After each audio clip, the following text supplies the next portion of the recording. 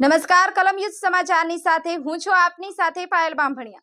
તો જોઈએ આજના મહત્વના સમાચારમાં। દાહોદ અખિલ ભારત વર્ષીય મહેશ્વરી મહિલા સંગઠન દ્વારા આજરોજ તારીખ 8 જૂન 2024 શનિવારના દિવસે સમગ્ર ભારતમાં અને નેપાળમાં એકસાથે બધા જ શહેરોમાં સાડી વોકેથોનનું આયોજન કરવામાં આવ્યું હતું।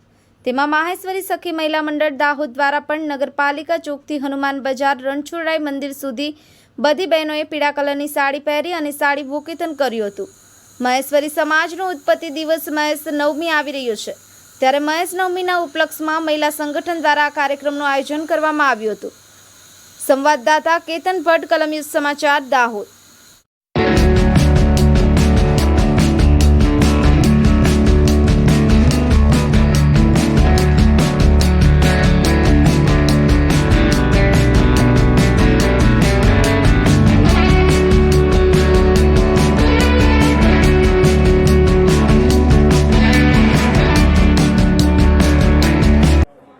आज रोज 8 जून माहेश्वरी समाज आयोजित साड़ी वोकेथनનો કાર્યક્રમ સમગ્ર ભારત દેશમાં અને નેપાળમાં એક સાથે એક જ સમય રાખવામાં આવ્યો હતો।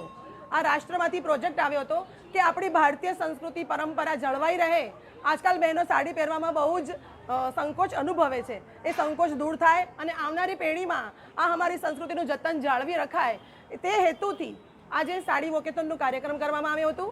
અને આજે આ સવારમાં બહેનો, બધા સમાજની બહેનો અમારી સાથે જોડાઈ અને બધી બહેનો યલો સાડીમાં આજે સાડી વોકેથોનમાં જોડાઈ અને અમારા આ કાર્યક્રમને સફળ બનાવ્યો છે।